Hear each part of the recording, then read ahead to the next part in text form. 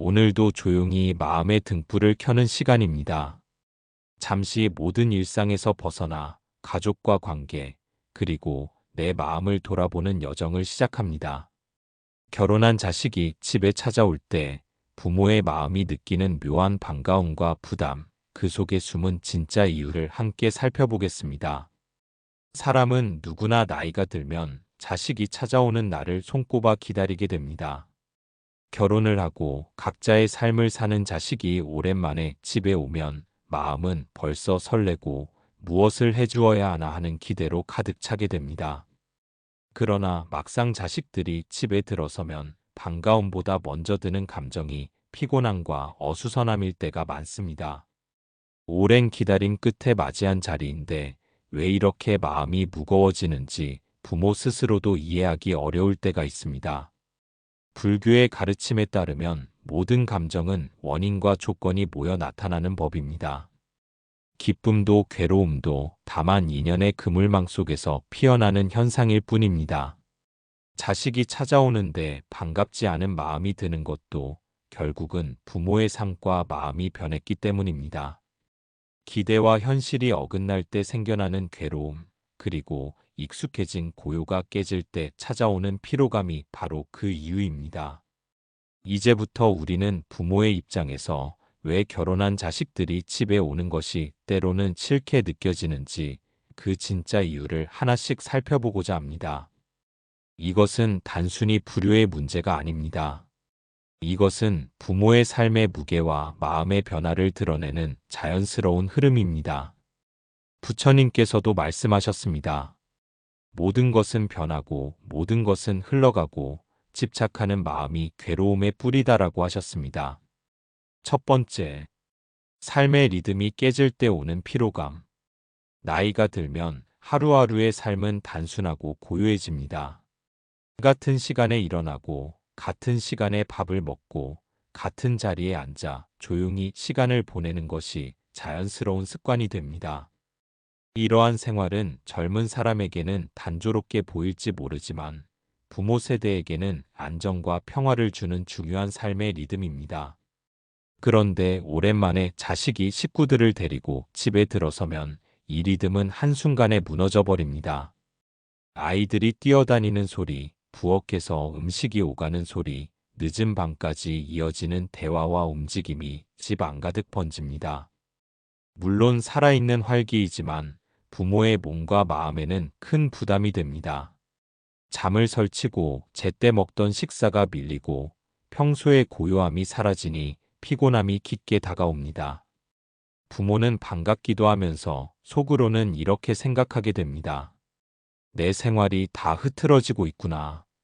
그저 조용히 지내고 싶은데 이 고단함은 언제쯤 사라질까 하고 말입니다. 반가움과 피로감이 뒤섞이니 결국 자식이 오는 일이 기쁨보다는 부담으로 다가오게 됩니다. 부처님께서는 고요한 마음은 작은 파동에도 흔들린다라고 말씀하셨습니다. 늙어가는 부모의 삶이 이미 고요함 속에 자리 잡았기에 자식들의 방문은 파도처럼 큰 흔들림이 됩니다. 이것은 부모의 잘못도 아니고 자식의 잘못도 아닙니다. 단지 서로의 삶이 달라졌다는 사실을 인정하지 못해서 생겨나는 괴로움일 뿐입니다. 부모는 자식의 방문을 맞으며 그 기쁨을 오래 지니고 싶습니다. 그러나 삶의 리듬이 깨지는 피로감이 앞서니 진심으로 즐기지 못하고 맙니다. 이때 필요한 것은 억지 반가움이 아니라 나와 자식의 삶이 이미 다르다는 자각입니다. 나의 생활과 자식의 생활이 다름을 인정할 때 방문이 잠시의 소란일 뿐 괴로움은 줄어듭니다. 불교의 지혜는 바로 여기 있습니다. 고요를 지키려는 집착을 내려놓고 소란을 그대로 바라보는 연습을 하는 것입니다. 파도가 일어나도 바다는 여전히 바다이듯 내 삶의 본래 자리는 쉽게 무너지지 않습니다. 자식이 와서 일시적인 흔들림이 있더라도 그것을 괴로움으로만 붙잡지 않는다면 오히려 삶의 소중한 순간으로 남게 됩니다. 이렇게 부모가 마음을 돌려볼 때 자식의 방문은 다시 짧은 인연의 선물로 다가올 수 있습니다. 기쁨과 부담이 뒤섞이는 현실 속에서도 불교의 눈으로 보면 그 모든 것이 다 인연의 흐름이요, 한순간의 파동일 뿐입니다. 결국 문제는 자식이 아니라 부모가 익숙해진 고요를 지키려는 마음에 있습니다. 그것을 조금 내려놓을 때 방문은 괴로움이 아니라 한 번의 인연으로 받아들일 수 있습니다. 두 번째, 손님이 아니라 가족이라는 이유로 더 힘들다. 자식이 집에 찾아온다는 소식을 들으면 부모의 마음은 참 복잡해집니다. 그립고 보고 싶은 마음이 먼저 올라옵니다.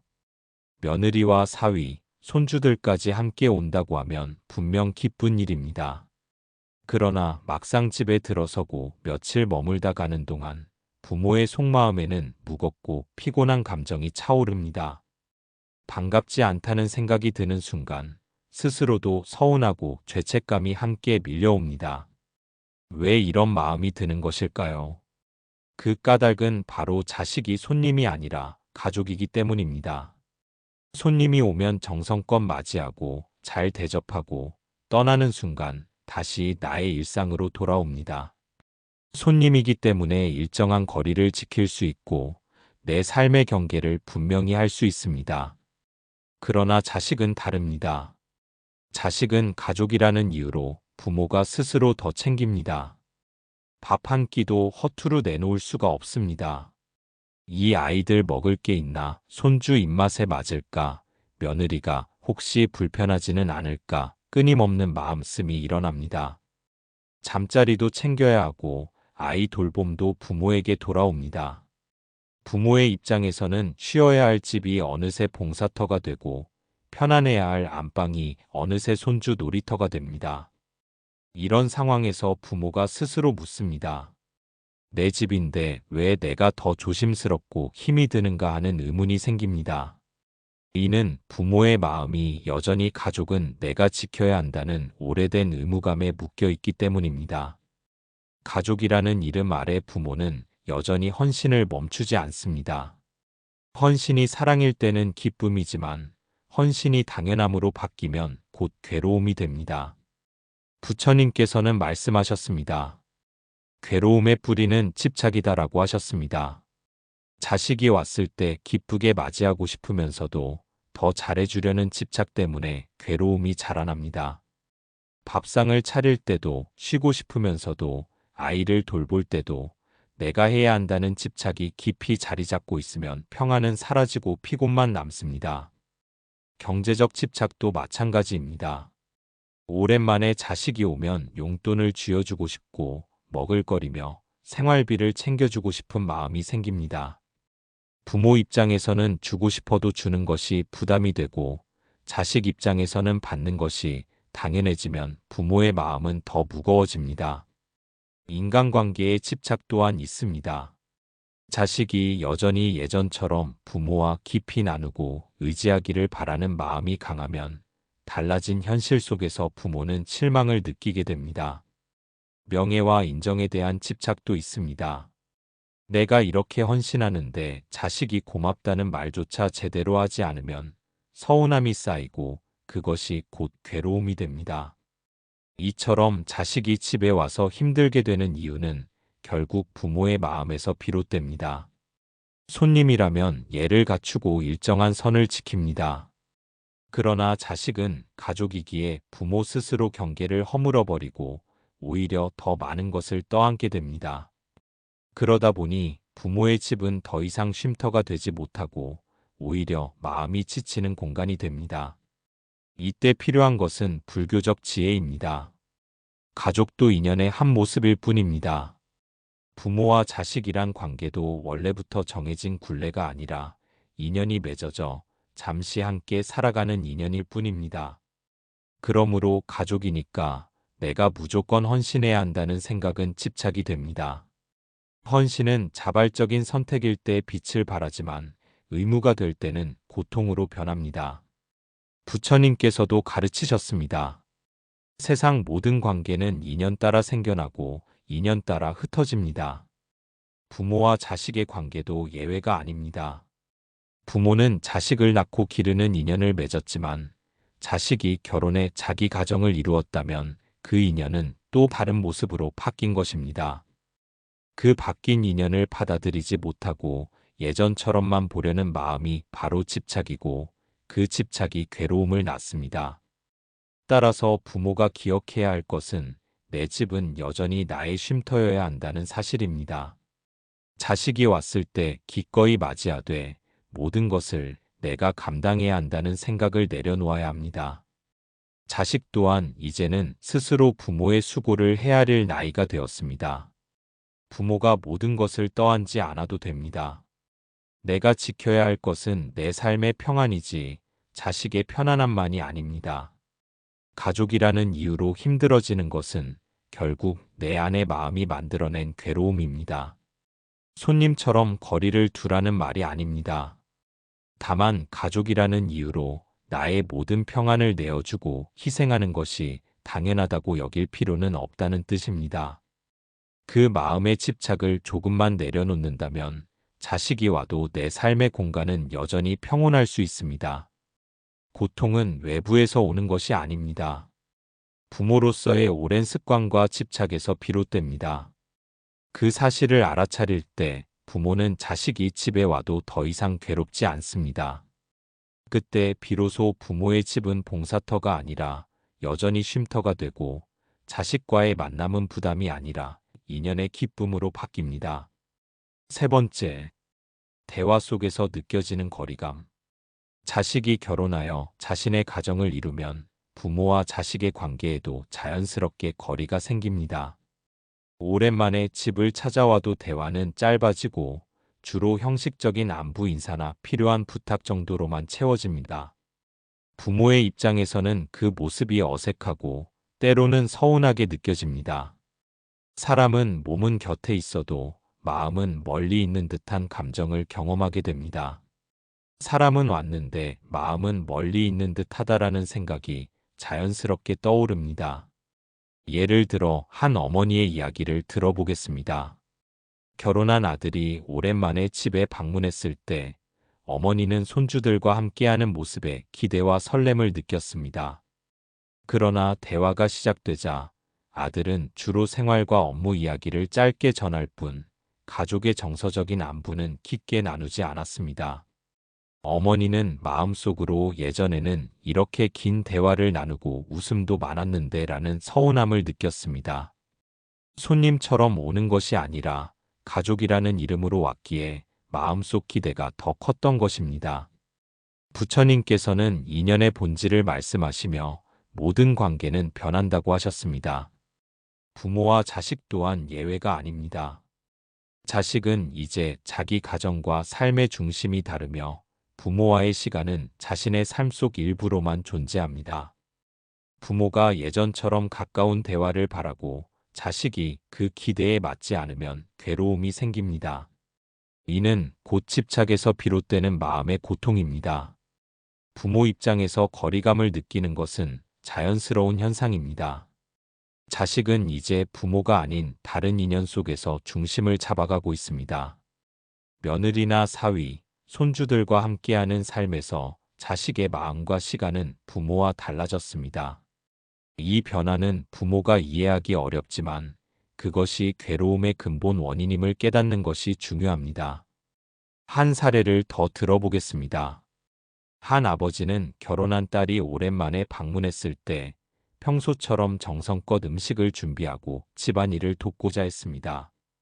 그러나 딸은 주로 자기 가족과 아이들 돌보기에 집중했고 아버지와는 대화가 많지 않았습니다. 아버지는 처음에는 서운함을 느꼈지만 곰곰이 생각해보니 딸의 행동은 딸 가정의 중심이 되었음을 보여주는 자연스러운 모습임을 이해하게 되었습니다. 그때 비로소 아버지의 마음은 평온을 되찾았습니다. 부모가 이 거리감을 지혜롭게 바라보는 방법은 있는 그대로 인정하는 것입니다. 자식이 마음을 다해 대화를 나누지 못하는 이유를 이해하고 예전의 모습에 집착하지 않는 것이 중요합니다. 부처님께서는 집착이 괴로움의 뿌리임을 설하셨습니다. 부모가 예전과 같은 대화를 바라고 기대할수록 괴로움이 커지고 기대를 내려놓을수록 마음은 자유로워집니다. 거리감을 느끼는 순간에도 부모는 자식의 삶을 존중하며 마음속에서 사랑을 놓치지 않아야 합니다. 외형적인 대화가 줄어들었다고 해서 부모와 자식의 인연이 사라지는 것은 아닙니다. 그것은 단지 인연의 모습이 변한 것일 뿐입니다. 부모는 자식이 다르게 살아가는 삶을 이해하고 마음의 경계를 존중할 때 비로소 평온을 유지할 수 있습니다. 결국 부모가 느끼는 서운함과 거리감은 자연스러운 감정이며 그 속에서 마음을 지혜롭게 다스리는 것이 필요합니다. 자식의 마음과 삶의 중심이 달라진 현실을 받아들이고 예전과 같은 대화를 기대하지 않을 때 부모는 마음의 고요를 얻습니다. 그때 비로소 자식의 방문은 서운함이 아니라 한 인연이 이어지는 순간으로 경험됩니다. 거리감 속에서 부모가 깨달아야 할 점은 관계의 본질은 변하고 모든 인연은 흐르듯 이어진다는 사실입니다. 예전의 모습만을 바라보고 마음을 집착하면 괴로움이 쌓이지만 있는 그대로를 바라보고 기대를 내려놓으면 마음은 평화로워집니다. 반가움과 서운함은 모두 마음이 만든 그림자임을 알아차릴 때 부모는 자식과의 시간을 진정으로 즐길 수 있습니다. 이처럼 자식과의 대화에서 느껴지는 거리감은 부모가 마음을 내려놓고 지혜를 발휘해야 하는 순간입니다. 가족이기에 더 마음 쓰게 되는 고충을 있는 그대로 받아들이고 집착을 놓을 때 부모와 자식 모두에게 평온한 관계가 자리 잡게 됩니다. 네 번째, 감사보다는 당연하게 여겨질 때의 서운함. 자식이 집을 찾는 일은 부모에게 반가움과 설렘을 가져옵니다. 그러나 오랜만에 자식이 찾아왔음에도 불구하고 부모의 마음에 서운함이 남는 순간이 있습니다. 그 이유는 간단합니다. 자식이 부모의 수고와 헌신을 당연하게 여기고 감사보다는 권리처럼 받아들이는 태도를 보일 때입니다. 부모는 마음속으로 기대했던 작은 인정과 감사가 돌아오지 않으면 허전함과 실망을 느끼게 됩니다. 예를 들어 한 어머니의 이야기를 들어보겠습니다. 결혼한 아들이 손주와 함께 찾아왔습니다. 어머니는 몇 시간 전부터 집안 청소를 하고 식사 준비를 끝냈습니다. 손주를 돌보고 필요한 간식과 음료를 챙기며 정성껏 맞이했습니다. 그러나 아들은 대부분 손주와 놀면서 어머니가 준비한 음식이나 수고에 대한 고마움 한마디를 전하지 않았습니다. 오히려 평소처럼 편하게 행동하며 자신의 요구를 충족시키는데 집중했습니다. 어머니는 마음속으로 허전함과 서운함을 느꼈습니다. 부모가 느끼는 이 서운함의 본질은 무엇일까요? 불교에서는 마음의 집착이 괴로움의 근원임을 가르칩니다. 부모가 자식이 방문했을 때 예전처럼 감사의 마음을 보여주기를 바라는 기대가 바로 집착입니다. 기대가 충족되지 않으면 괴로움이 발생합니다. 부모는 헌신과 정성을 다했음에도 자식이 이를 당연하게 여길 때 마음의 부담과 서운함이 쌓입니다. 한 아버지의 사례를 더 들어보겠습니다. 결혼한 딸이 아이를 데리고 찾아왔습니다. 아버지는 평소처럼 음식 준비와 아이 돌보기를 돕고 딸이 편히 쉴 수 있도록 집안일을 맡았습니다. 그러나 딸은 대부분 손주 돌보기에 몰두하며 아버지의 수고를 크게 인식하지 않았습니다. 아버지는 처음에는 괜찮아, 아이가 즐겁게 놀면 된다라고 마음을 다잡았지만 시간이 지날수록 자신이 베푼 것이 의무처럼 느껴졌습니다. 그때 비로소 아버지는 서운함과 함께 피곤함을 강하게 느꼈습니다. 부처님께서는 말씀하셨습니다. 베풀면 기대와 보상이 없을 때 진정한 공덕이 된다라고 하셨습니다. 부모가 자식에게 모든 것을 베풀면서도 감사나 보상을 바라지 않아야 마음이 자유롭습니다. 기대를 내려놓지 않으면 작은 서운함도 마음의 괴로움으로 커집니다. 감사받지 못했을 때 느끼는 서운함은 부모가 만들어낸 마음의 그림자입니다. 부모가 해야 할 일은 기대를 줄이는 것입니다. 자식이 방문했을 때 작은 감사 한마디를 듣지 못했다고 괴로워할 필요가 없습니다. 감사는 자식이 보이는 것이 아니라 부모의 마음속에서 스스로 확인하는 것이기도 합니다. 부모가 마음속 기대를 내려놓고 단순히 자식과 손주의 방문 자체를 즐길 때 서운함은 자연히 사라집니다. 실제 사례에서도 알 수 있습니다. 한 어머니는 자식이 방문했을 때 감사와 인정보다는 자신의 수고가 당연시되는 것을 느끼며 마음이 무겁다고 하였습니다. 그러나 마음을 내려놓고 자식이 편안하게 시간을 보내는 것 자체를 기쁘게 받아들이기로 결심했습니다. 그 후에는 서운함이 사라지고 오히려 자식과의 시간에서 작은 기쁨과 평온을 찾게 되었습니다. 감사보다는 당연하게 여겨질 때의 서운함은 부모가 마음을 내려놓음으로써 극복할 수 있습니다. 모든 관계는 인연에 따라 흐르며 기대를 고집하는 순간 괴로움이 발생합니다. 부모가 수고를 베풀되 그 수고가 반드시 보답을 받아야 한다는 마음을 내려놓을 때 비로소 마음은 평온해집니다. 이 편에서는 부모가 느끼는 서운함의 본질과 그 해결 방법을 불교적 시각에서 살펴보았습니다. 부모의 헌신은 그 자체로 공덕이 되며 자식이 감사하지 않아도 마음이 흔들리지 않도록 지혜를 발휘해야 합니다. 부모가 기대를 내려놓을 때 자식의 방문은 더 이상 부담이 아니라 그저 한 인연의 이어짐으로 경험될 수 있습니다. 결국 감사보다는 당연하게 여겨질 때의 서운함은 부모 마음의 집착에서 비롯됩니다. 집착을 내려놓고 자식이 방문한 사실 자체를 기쁨으로 받아들일 때 마음의 고요와 평안이 찾아옵니다. 부모는 이 지혜를 통해 자식과의 만남을 보다 여유롭고 즐겁게 경험할 수 있습니다. 5번째, 내려놓을 때 다시 오는 평안함. 결혼한 자식이 집을 찾아올 때 부모의 마음에는 기대와 설렘이 섞여 있습니다. 오랜만에 방문은 반가움이기도 하지만 동시에 마음속 부담과 긴장을 동반하기도 합니다. 이전 편에서 살펴본 것처럼 자식이 감사하지 않거나 당연하게 여기는 순간 부모는 서운함을 느낍니다. 또한 자식과의 대화 속 거리감, 가족이라는 이름으로 더 많은 수고가 요구되는 상황은 마음을 지치게 만듭니다. 부모가 느끼는 이러한 복합적인 감정은 모두 마음속 기대와 집착에서 비롯됩니다. 불교에서는 마음의 집착이 괴로움의 근원임을 설합니다. 부모가 자식에게 예전처럼 다정함을 바라고 방문 때마다 모든 것을 원만하게 진행되기를 바라는 마음은 집착입니다. 그 집착이 충족되지 않을 때 반가움은 쉽게 사라지고 마음에는 불편함만 남습니다. 부모가 스스로 기대를 놓지 않으면 자식의 방문은 행복한 순간이 아니라 부담스러운 의무로 변하게 됩니다. 실제 사례를 들어보겠습니다.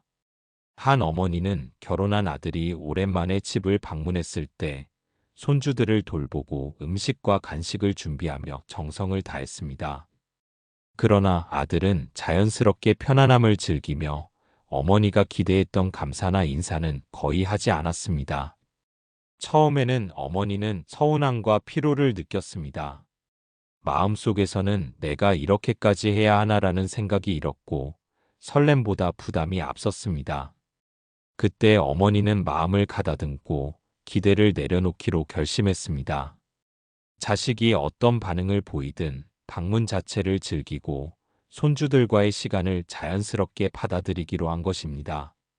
놀랍게도 마음을 내려놓은 순간 부담과 서운함은 사라지고 평온함이 찾아왔습니다.